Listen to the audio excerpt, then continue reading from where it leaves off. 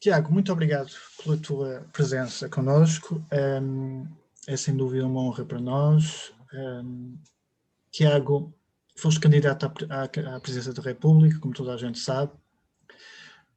Qual teria sido o teu primeiro acto oficial, caso tivesse sido eleito?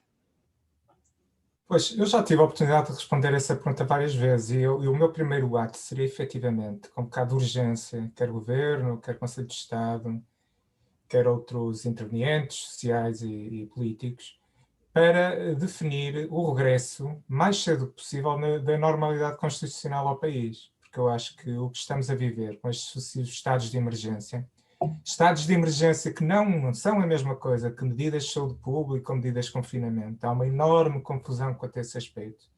Mas o que efetivamente estamos a assistir com este contexto de contínuos estados de emergência e da banalização desta figura é um dos aspectos mais preocupantes, nomeadamente esta reta final do exercício do mandato do Sr. Presidente e aparentemente também do arranque, não é? deste novo mandato. Porque já estamos a ouvir que, pelo menos até maio, estou a ponderar manter este estado de absoluta excepcionalidade constitucional, excepcionalidade que, objetivamente, há mais de um ano que se está a tornar normal e banal. Portanto, essa sim, seria definitivamente a minha primeira medida, o definir os termos e o modo de regressarmos o mais rapidamente possível à normalidade constitucional, isto sem evitar a questão de que temos que combater a pandemia, mas há formas constitucionais e respeitadoras dos direitos, liberdades e garantias das pessoas em que há formas de o fazer, há formas de combater a pandemia nesses termos.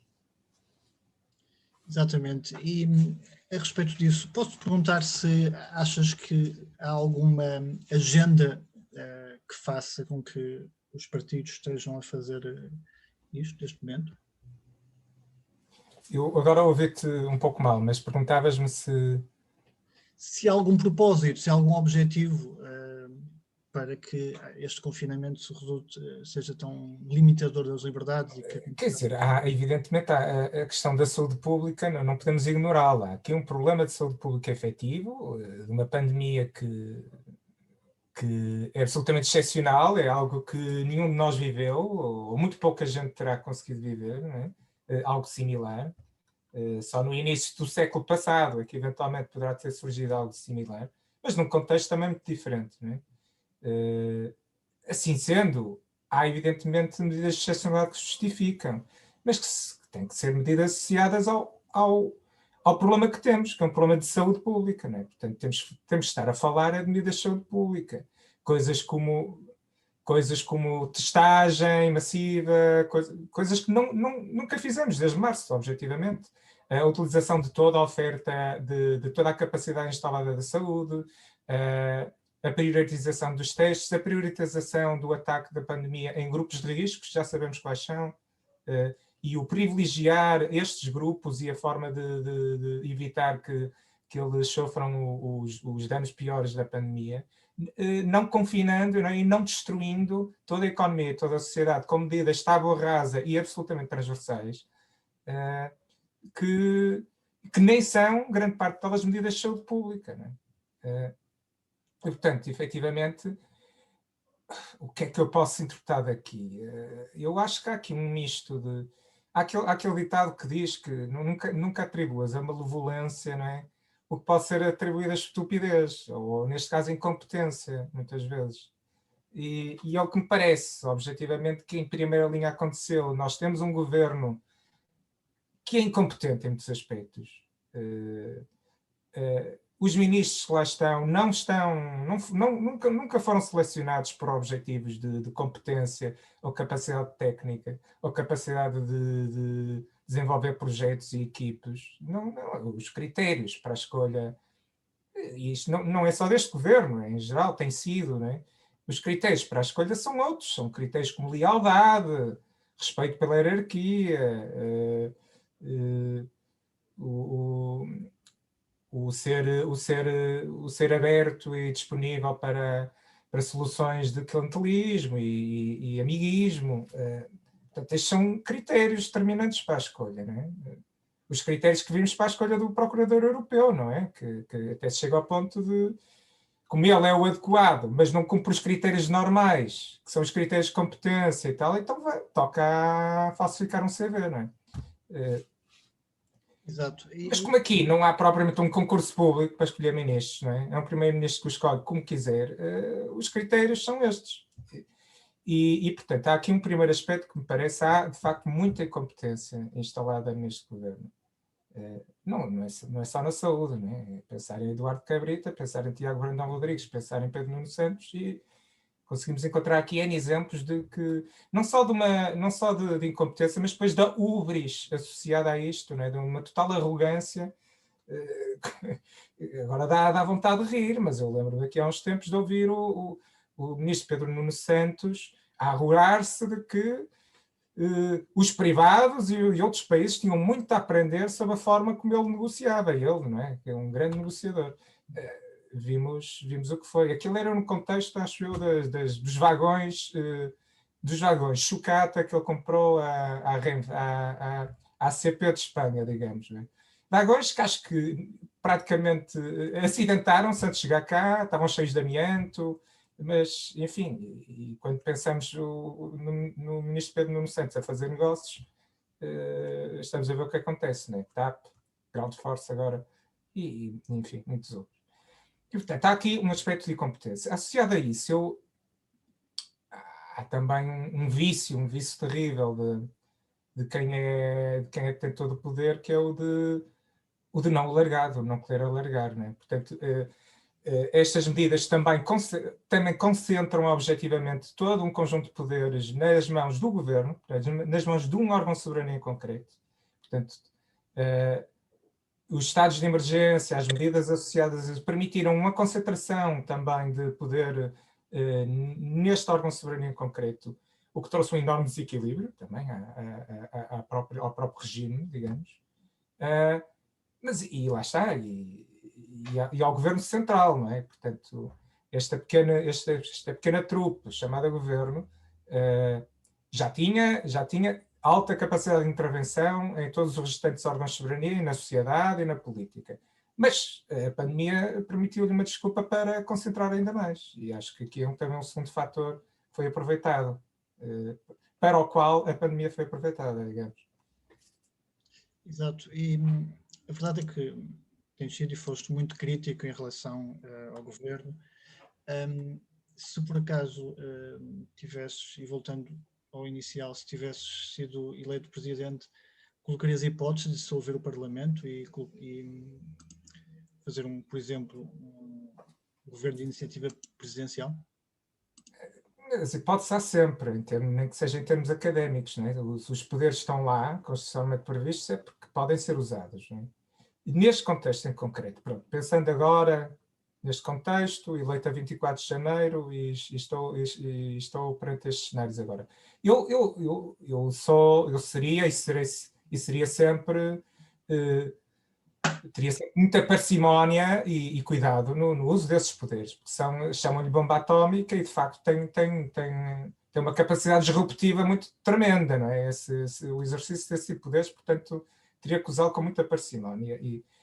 E também sou um pouco avesso a governos determinados pelo presidente. Não é o regime que concebemos. O regime que temos é um regime semipresidencial de uma certa forma, até mais mitigado do que o francês, por exemplo. Né? E eu acho um sistema adequado, sinceramente.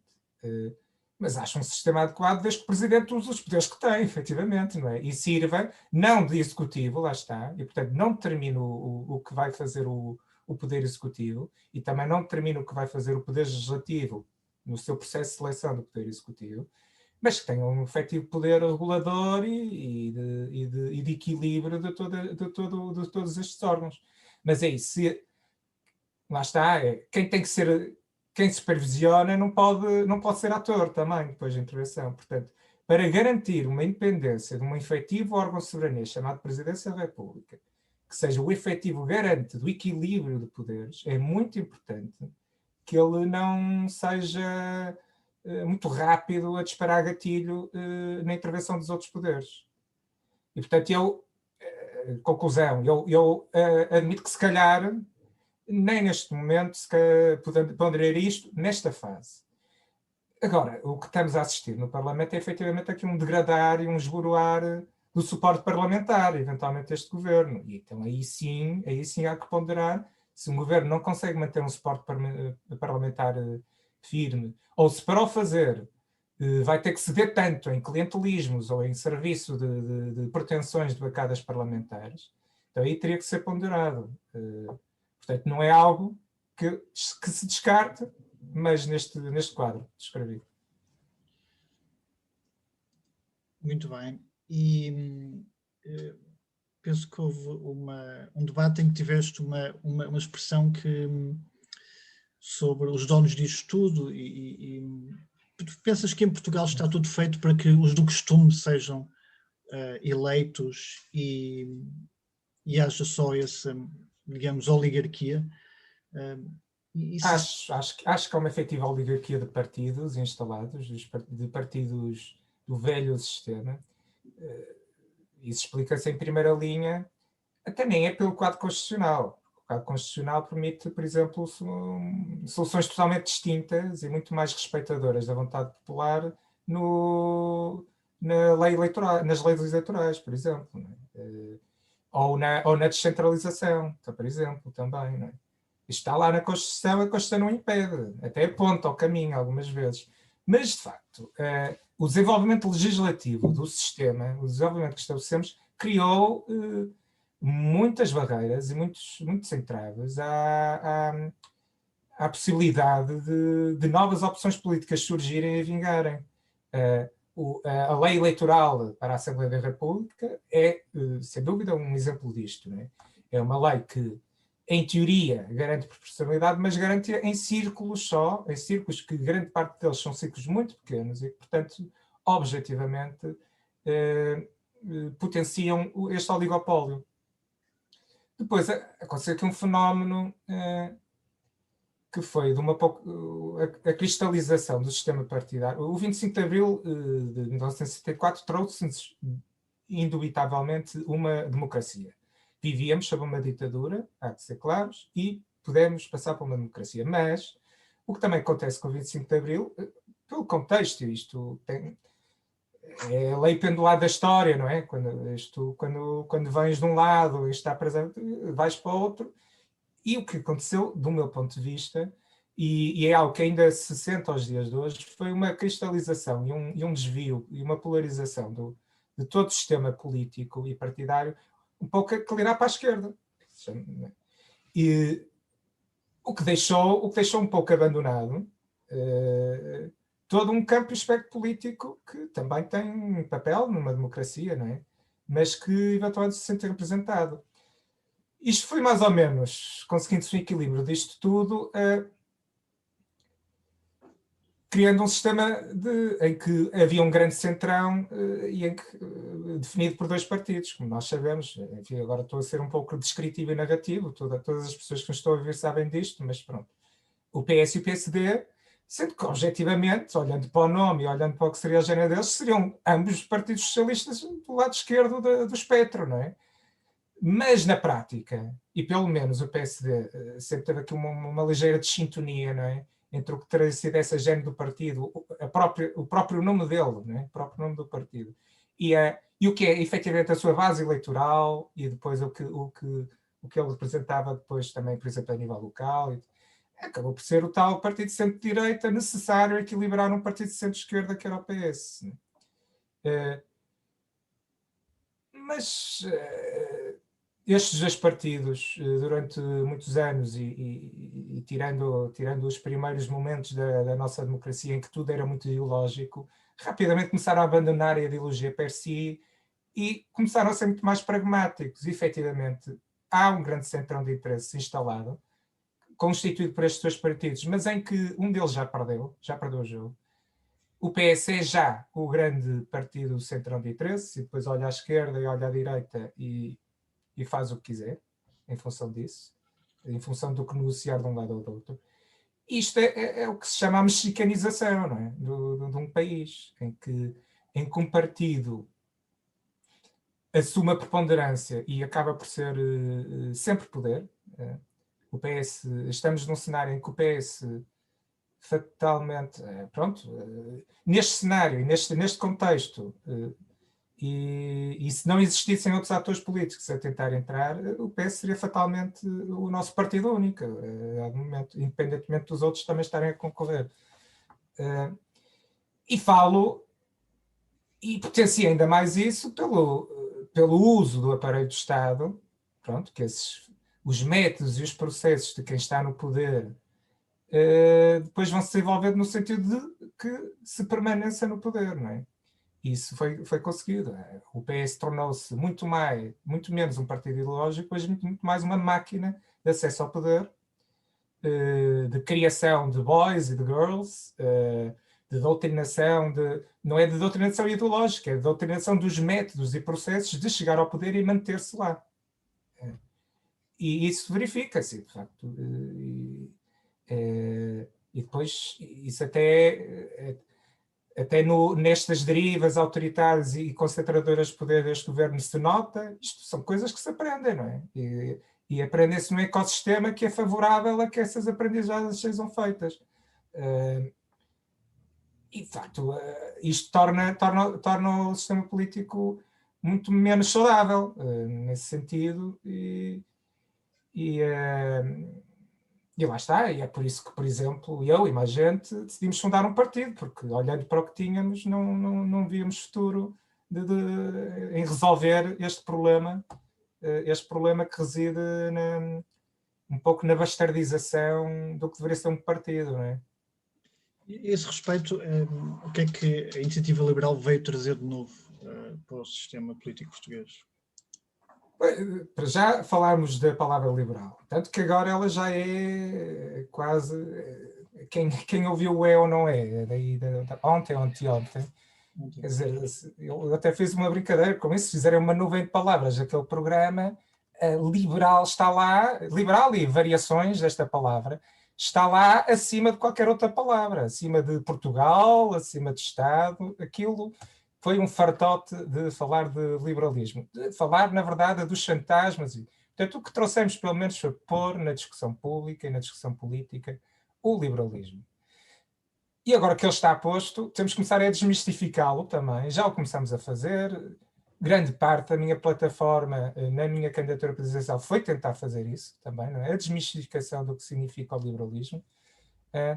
E isto é algo absolutamente novo no panorama político português. A proposta e a opção efetivamente liberal na urna, nos boletins de voto. Não tínhamos há séculos, verdade seja dita. E, portanto, nós, a sociedade hoje em dia, todos os que estamos vivos hoje em dia, em Portugal, não tinham tido, até ao aparecimento em 2017, neste eleitoral, nenhuma oportunidade de votar, querendo, obviamente, numa opção liberal. E essa é a primeira coisa absolutamente nova e distinta. E é uma opção política de pendor conceptual e filosófico, é uma proposta alternativa ao que temos tido há décadas. É a proposta alternativa, do meu ponto de vista, que tem sido uma proposta socializante e estatizante, de cada vez mais olharmos para o Estado para ser quem tem que resolver os problemas e quem tem que acudir a tudo. E nós apresentamos uma visão totalmente distinta dessa. A visão de quem acha que o Estado tem que começar a devolver poder às pessoas, o poder que lhes foi sendo retirado ao longo dos anos. Poder económico, que lhes é retirado por cada vez mais esforço fiscal, poder de atuação, de abrir um negócio e tal, que está esmagado por burocracias ou regulamentações, tudo isto, enfim. Portanto, sem dúvida trazemos isso. Acho que o trazemos também de uma forma fresca e diferente. Também acho que mudamos o panorama da comunicação política em Portugal. Também é importante. E já se começam a ver sinais disso, também noutros partidos. E também mudamos os protagonistas. Acho que trazemos protagonistas efetivamente diferentes. Gente que não era política, ou pouco era antes disso, mas que acho que, e demonstrando assim que a qualquer cidadão é permitido ter ação política. Portanto, acho que estes 3 eixos são provavelmente o que trouxemos mais distinto. Muito bem, e começando então, ou prosseguindo com essa desmistificação, deixa-me perguntar-te, a iniciativa liberal é de esquerda ou é de direita? É elitista ou é popular? Certo. A questão da esquerda e da direita é um espectro que, do nosso ponto de vista, é altamente redutor e até confuso para algumas, porque o que em Portugal, e agora desconsiderando o plano académico e a análise científica da ciência política sobre o que é que significa esse espectro e a densidade disso e a representação desse espectro em várias vertentes. O que o cidadão comum entende por esquerda e direita, não é? O cidadão comum entende por esquerda e direita, se olhar para a iniciativa liberal, dependendo do assunto, vai achar que nós somos de esquerda ou vai achar que nós somos de direita, objetivamente. Porque se pensarmos nos aspectos económicos, naturalmente, somos quem mais defende o mercado, quem mais defende o fim das burocracias, quem mais defende o devolver poder aos cidadãos nesse aspecto, a baixa fiscal, e isto, o português comum associa à direita. Mas se pensarmos nas ditas causas sociais ou nas liberdades de costumes, nós somos fiéis ao que somos liberais em toda a linha, então também somos liberais nesse aspecto, e isso o português comum vai associar à esquerda. Portanto, para nós é um aspecto muito redutor e há aspectos até mais relevantes para grande parte das decisões políticas hoje em dia. O espectro conservadorismo, lá está, versus progressismo, o espectro de sociedade aberta versus sociedade fechada, o espectro de estatismo, lá está, na economia, e mais liberalismo, e o espectro de e noutra ponta ao mercado. Estes são aspectos que podem fazer sentido, mas que, dependendo disso, estamos em posições diferentes. E, aliás, se olharmos para esses espectros, começamos a ver até muitas coincidências de partidos que supostamente estão nos pontas opostas. Se olharmos para um PCP, para um Chega, vamos ver 2 partidos bastante conservadores, portanto, muito próximos na linha conservadorismo-progressismo, não é? Ou também muito próximos de uma visão de uma sociedade mais fechada. Portanto, aqui a dado momento isto confunde, vem baralhar aqui o jogo todo sobre o que é que significa isso de esquerda e direita, não é? Mas lá está, para o que o cidadão em comum ainda entende disto, nós somos de esquerda e de direita dependendo do assunto. Quanto ao sermos elitistas ou populares, eu creio que a Iniciativa Liberal ainda não é um partido efetivamente popular, porque é um partido novo, ainda em primeiro lugar, mas não é porque seja elitista, é porque é um partido ainda muito urbano. Quer pela sua gênese, quer pelo tipo de pessoas que atraiu com o seu discurso, é um partido que ainda é eminentemente muito urbano. E, portanto, há esse desafio que o partido tem que enfrentar e está a fazê-lo. As eleições autárquicas que agora iremos ter neste ano irão ser a primeira prova de fogo e o primeiro desafio da Iniciativa Liberal para, de facto, sair das cidades e também começar a encontrar o seu discurso para o espaço de todo o território nacional, não é? Que é para quem queremos falar também. Não é? E, portanto, o que eu considero aí e depois, pronto, aí há esse aspecto, ainda somos um partido bastante urbano e também somos um partido que não opta por discurso fácil. E muito do nosso discurso é até contra-intuitivo, muitas vezes. E não é um discurso fácil. E, portanto, aí também há a questão há formas de o fazer e a comunicação vai trabalhando isso, mas há franjas de população mais suscetíveis e mais disponíveis para ouvir discurso mais difícil e mais complexo. Não é? Portanto, também aí há esse reflexo no eleitorado. Não é? Poderá representar que há setores da população que ou não estão muito disponíveis para ouvir esse tipo de discurso ou não querem compreender ou não o compreendem. Não é? Dito isso, também há que fazer um esforço, porque nós temos de falar para todos. Mas olhando para o que tem sido a evolução do partido, que também ainda é muito novo e está-se a construir, é um partido que que não quer crescer por crescer exponencialmente. Portanto, mesmo a nossa estratégia de crescimento, que é consolidada e bastante acelerada, mas é uma estratégia de consolidação, não é uma estratégia de explosão. Portanto, mesmo aí, na nossa massa crítica, não temos claramente a massa crítica que outros partidos, também já instalados há muito tempo, ou que decidiram entrar pela via explosiva de crescimento, não é? Não teremos a massa crítica que outros partidos têm, mas também aí, ao reverso da moeda, temos a consistência, a consolidação e a coerência de propostas e valores que com este tipo de crescimento se consegue ter.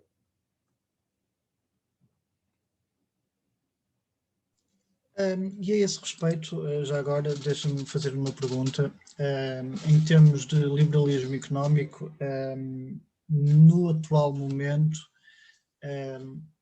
a iniciativa liberal defende nenhum Estado ou algum Estado? Um Estado a iniciativa mais liberal defende Estado, porque não somos a iniciativa anarca, não é? Somos a iniciativa liberal. Defende um Estado. O contexto atual, e falando da economia, era isso que queria.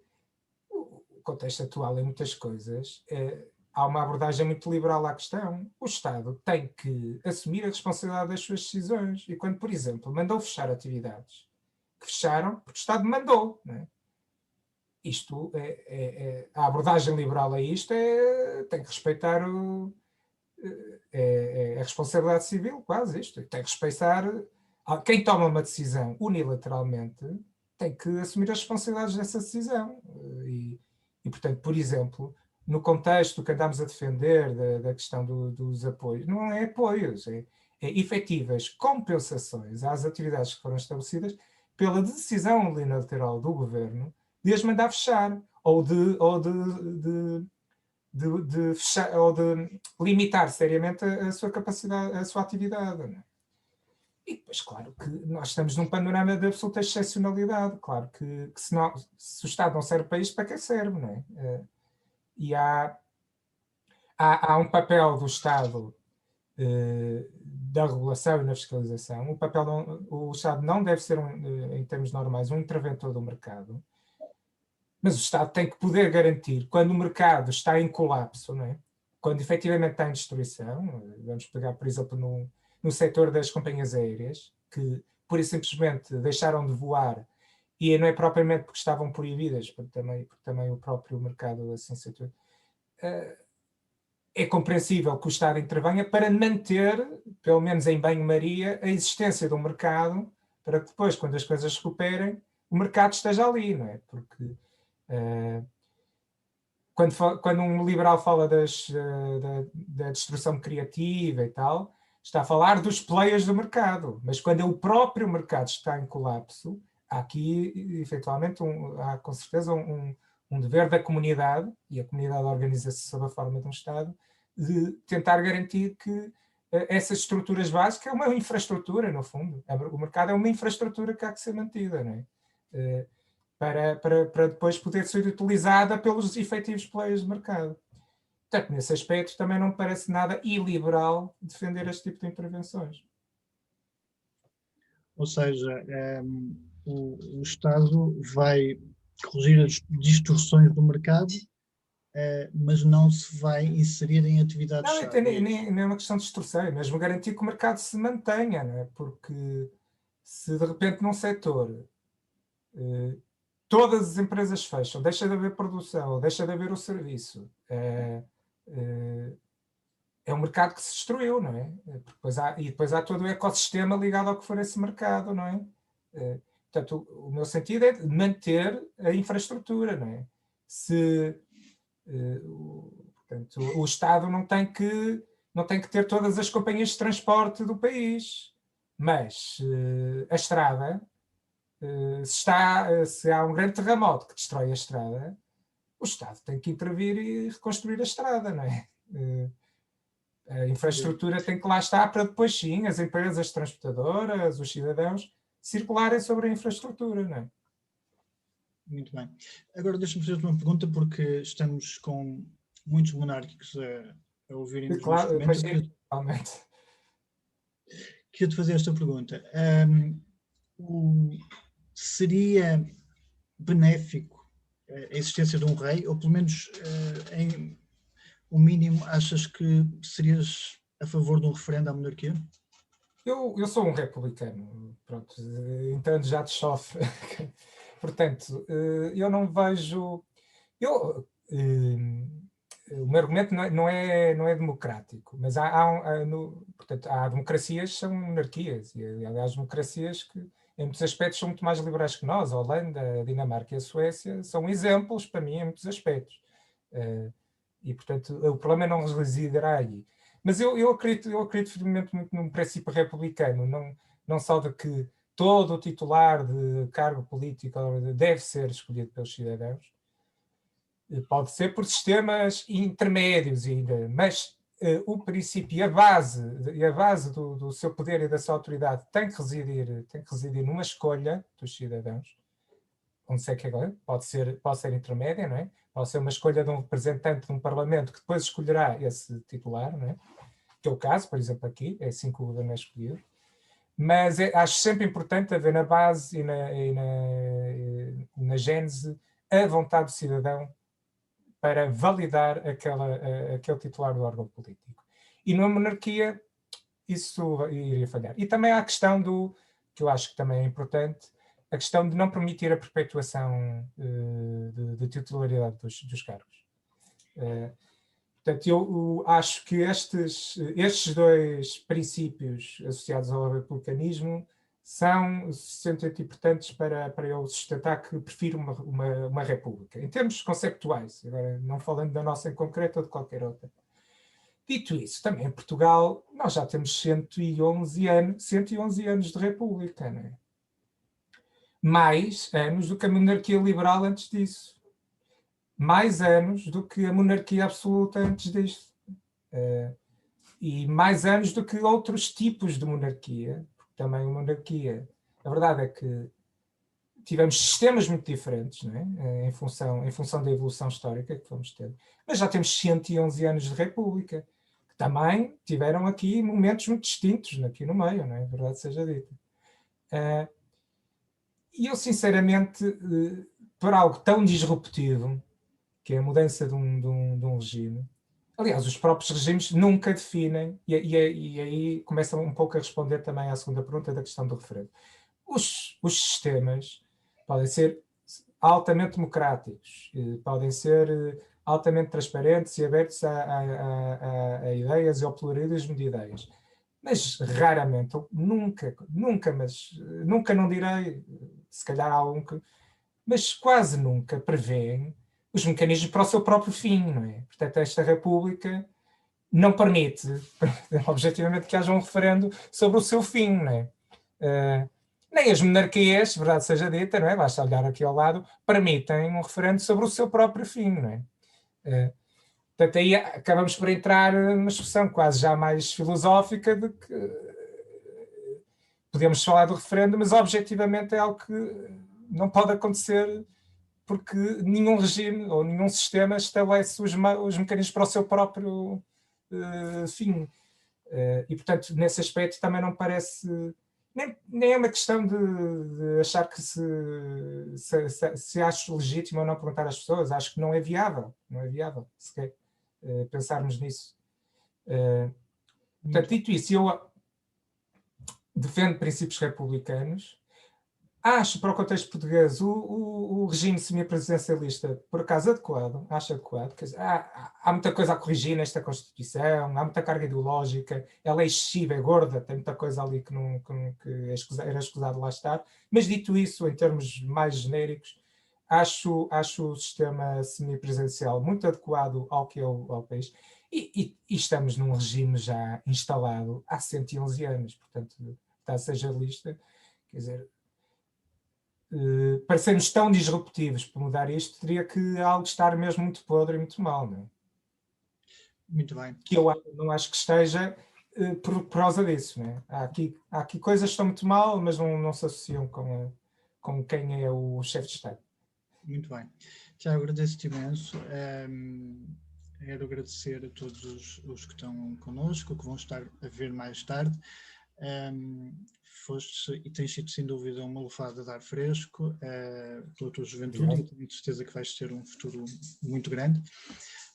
Muito obrigado pela tua presença e as felicidades para o futuro, Tiago. Muito obrigado. Muito obrigado, muito obrigado. E obrigado a todos também.